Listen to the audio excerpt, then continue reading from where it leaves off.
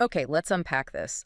We all navigate just a constant torrent of information, don't we? Absolutely. Every single day. Every article, every feed, it feels like another piece demanding our attention.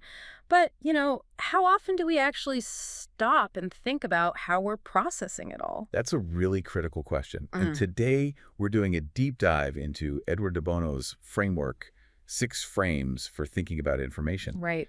Our mission really is to give you some tools. Tools to consciously direct your attention so you move from just passively absorbing stuff Uh-huh.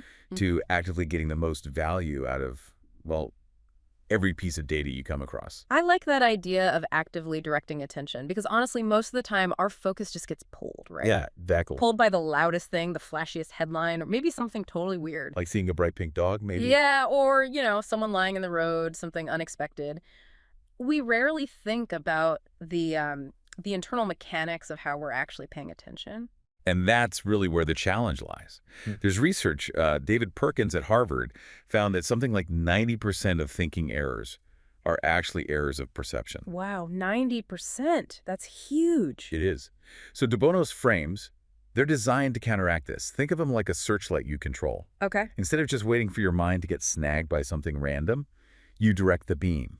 Hmm. It helps overcome that mental confusion when we try to do everything at once. Okay, so perception is a real battleground here. How do we start? Where do these frames come in? Well, the first one is the triangle frame, and this one's about purpose. Purpose. Okay. It forces you to ask a really simple but crucial question. What is your purpose for looking at this information right now? Ah, okay. So am I just scrolling to kill time? Like waiting for a bus or something? Exactly. Or is it for general awareness? Hmm. Maybe checking headlines about a potential airport strike. Right. Just staying informed.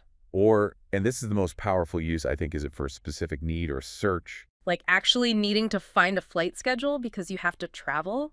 Or looking up how to spell a word? Precisely. When you identify that clear need, the value of the information just shoots up instantly. You're focused. That makes a lot of sense. Yeah. Having that clarity right at the start. So what's next after purpose? Next up is the square frame, which is all about point of view. Point of view. Okay, this sounds important. Oh, it's crucial. Because information is hardly ever truly neutral, is it? Probably not. Think about ads, political speeches, even news reports sometimes. There's often an underlying perspective or a story someone wants to tell. So a bias. Often, yes. Mm. A bias or just a specific angle. I always say, watch out for the adjectives people use, Adjectives. Why adjectives? because they often reveal the writer's personal opinion or attitude, more than objective fact. They're little windows into the point of view. Huh. Never really thought about it that way. And it raises this important question. Hmm. Can the same data lead to totally different conclusions depending on the viewpoint? Like how? Give me an example. Okay, well, consider research suggesting cannabis causes schizophrenia. That's one view. Right? But an alternative view, maybe from the same data, could be that people with schizophrenic tendencies just happen to enjoy cannabis more. It's correlation, not necessarily causation. Ah, I see. The classic correlation causation trap. Exactly. Or think about the Harvard archway analogy. Yeah. You see lots of brilliant people coming out of a specific archway. Mm-hmm. Does the archway make them brilliant? Mm-hmm. Or did brilliant people choose to go through that archway in the first place? Yeah. It forces you to question the narrative presented. That Harvard archway thing really clarifies it. Okay, so we've got purpose triangle and point of view square. We're being critical, but how do we figure out what's actually, true? That leads us perfectly to the circle frame, which symbolizes accuracy, like aiming for the bullseye. Accuracy. Okay, the truth test. Right. We often rely on authority professors, doctors, websites we trust, and that's often okay. What? But de Bono talks about something called truth paste. Truth paste. What on earth is that?